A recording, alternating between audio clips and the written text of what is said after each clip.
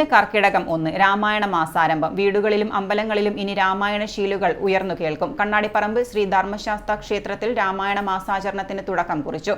രാമായണ മാസാചരണത്തിന്റെ ഭാഗമായുള്ള രാമായണ പാരായണത്തിന് ക്ഷേത്രം മേൽശാന്തി EN നാരായണൻ നമ്പൂതിരി ഭദ്രദീപം തെളിയിച്ചതോടെ ആരംഭമായി.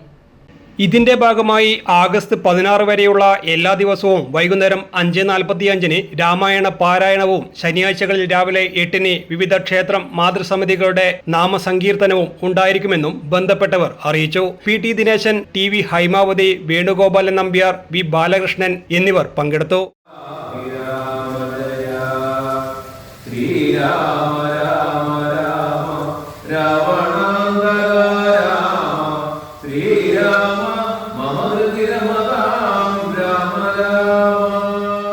രാമായണ ഭക്തിക്ക് പ്രത്യേകം സമർപ്പിച്ച മാസം കൂടിയാണ് കർക്കിടകം. മത്സ്യമാംസാദികൾ ഒഴിവാക്കി രാമായണ പാരായണത്തിന് പ്രാധാന്യം നൽകുന്ന കാലം.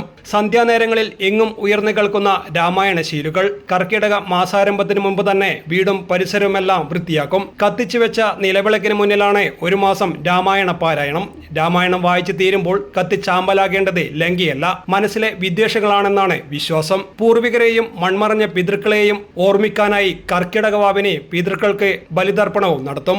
ആരോഗ്യത്തിന് ഏറ്റവും പ്രാധാന്യം നൽകുന്ന മാസം കൂടിയാണ് ഈ കർക്കിടകം. ഈ മാസം തയ്യാറാക്കുന്ന കർക്കിടക കഞ്ഞി ഏറെ പ്രശസ്തമാണ്. വിശ്വാസികളെ സംബന്ധിച്ച് കർക്കിടകത്തിലെ നാലമ്പല ദർശനവും പ്രധാനപ്പെട്ടതാണ്. വറുതിയുടെ കാലം കടന്ന് സമൃദ്ധിയുടെ ഓണക്കാലത്തിന് വേണ്ടിയുള്ള കാത്തിരിപ്പും ഇവിടെ തുടങ്ങുകയാണ്. News desk, city news.